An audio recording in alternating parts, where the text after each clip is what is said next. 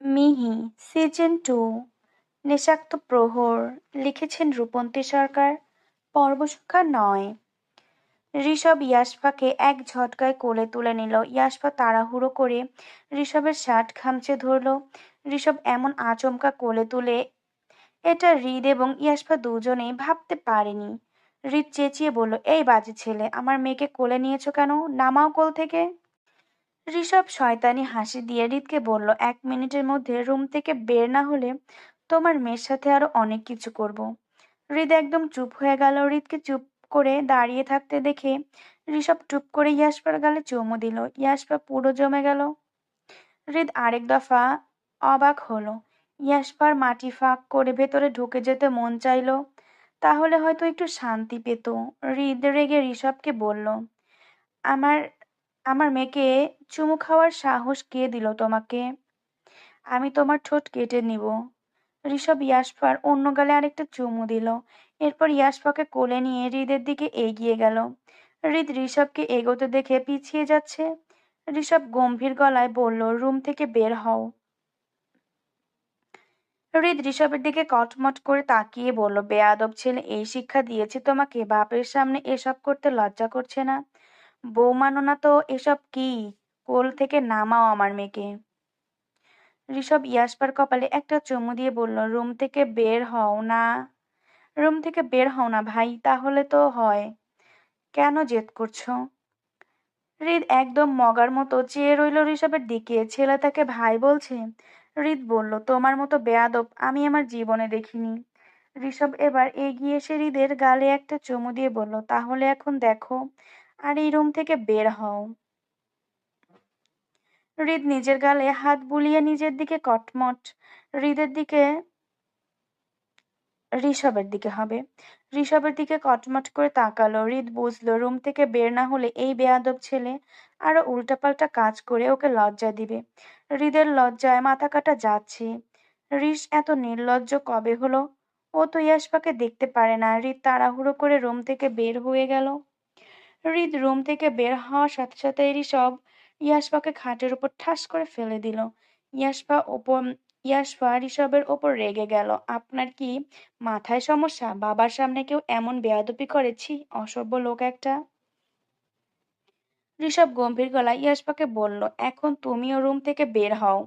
আমার আশেপাশে যেন তোমাকে না দেখি। Get out. ইয়াশপার মাথার পোকা নড়ে উঠল। এই বেয়াদব লোককে একটা শিক্ষা না দিলে হয় না। ইয়াশপা যাওয়ার সময় ঋষভের মুখে থুতু দিয়ে দৌড় দিল।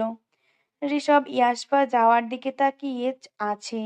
ঋষভের মনে হলো এই মুহূর্তে ইয়াশপাকে তুলে একটা আছাড় মারতে পারলে ভালো লাগতো। এইদিকে হৃদ রেগে ড্রয়িং রুমে আসলো। সবাই দাঁড়িয়ে আছে। হৃদের চোখে মুখে দেখে মিহি মিনমিন করে জিজ্ঞাসা করলো, কি হয়েছে পচলোক? ঋষ কি আবার ইয়াশপাকে মেরেছে? হৃদ মিহির দিকে রাগে কণ্ঠে বলল, না না, তার থেকেও বড় কিছু। তোমার ছেলে 1 নম্বরের বেয়াদব, নির্লজ্জ, বাপটাপ কিচ্ছু মানে না। আমার সামনে তার বউকে ছি। হৃদ আর বলতে পারল না। মিহি কৌতূহলবশত জিজ্ঞাসা করলো, কি হয়েছে?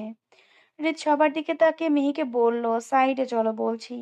কথাটা বলে মিহিকে সাইডে নিয়ে গেল। মিহি বলল, কি করেছে ঋষ? হৃদ গম্ভীর গলায় বলল, আমার সামনে ইয়াশপাকে চুমু খেয়েছে। মিহির চোখ বড় হয়ে গেল। মিহি বলল, বলো কি, কেমন করে? হৃদ মিহির গালে চুমু দিয়ে বলল, এমন করে। মিহি কটমট করে হৃদের দিকে তাকালো। তোমাকে আমি চুমু দিয়ে দেখাতে বলেছি? মুখে বললেও তো পারতে। হৃদ শয়তানি হাসি দিয়ে বলল, প্র্যাকটিক্যালি না দেখালে তুমি বুঝি তুমি বুঝতে পারতে? হৃদ শয়তানি হাসি দিয়ে বলল, প্র্যাকটিক্যালি না দেখালে তুমি বুঝতে পারতে না, তাই প্র্যাকটিক্যালি দেখালাম। তাহলে ভাবো তোমার ছেলে কি বেয়াদব। মেয়ে কথাটা বিশ্বাস করলো না, কারণ ঋষ এমন মরে গেলেও করবে না। মিহি চেনে ঋষকে। ওর মতো ছেলে এমন কাজ করতেই পারে না। ইয়াশপা দৌড়ে ওর রুমে গেল। বেচারি জোরে জোরে শ্বাস ফেলছে। আজকে খুব লজ্জা পেয়েছে। শ্বশুরের সামনে এমন খারাপ জামাইয়ের সাথে বিয়ে হবে বুঝতে পারেনি। এর মধ্যে এই রুমে রুহি আসলো। ইয়াশপা এত লজ্জা পেতে দেখে রুহি বলল, কি হয়েছে পিচ্চি, এমন লজ্জা পাচ্ছ কেন? ইয়াশপা চুপ হয়ে গেল। রুহির দিকে তাকিয়ে জোর করে হাসার চেষ্টা করে বলল, হে হে আপু, আর বলো না, একটা মশা এত জোরে গালে কামড় দিয়েছে তাই লজ্জা পাচ্ছি। রুহি হাসবে নাকি কাঁদবে বুঝতে পারল না। এটা কেমন কথা? মশা কামড়ালে কেউ লজ্জা পায়? রুহি হেসে বলল, এটা আবার কেমন মশা পিচ্চি? ইয়াসপা রুহির হাত ধরে বিছানায় বসালো। এরপর সব কথা বলে দিল রুহিকে। সব শুনে রুহি আকাশ থেকে পড়ল। তার ভাই এমন কাজ করবে এটা কখনো স্বপ্নেও ভাবিনি। রুহি ইয়াসপা খেয়ে বলল, কেমন করে চুমু খেয়েছে? ইয়াসপা রুহির গালে চুমু খেয়ে বলল, এমন করে।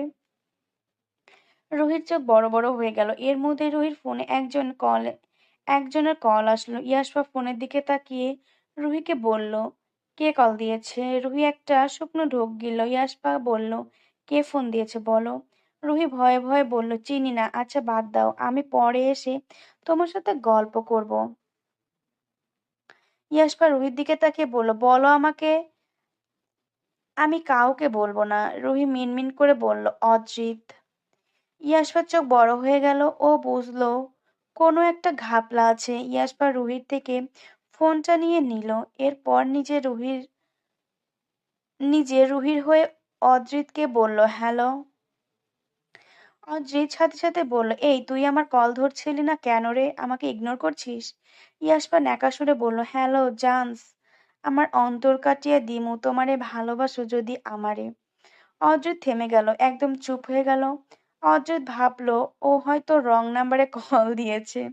নাম্বার চেক দিয়ে দেখলো এটা রুহির নাম্বার, কিন্তু রুহি তো এমন ন্যাকাস্বরে কথা বলে না। এইদিকে রুহি হাসতে হাসতে শেষ।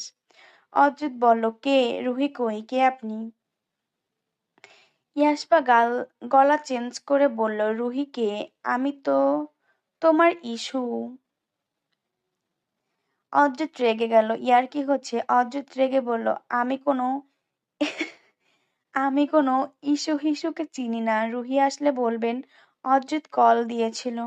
কথাটা বলেই অদ্রিত কল কেটে দিল। এইদিকে ইয়াশফাকে মুখ ফুলিয়ে রুহিকে বলল, তোমার আশিক আমাকে হিসু বলল কেন?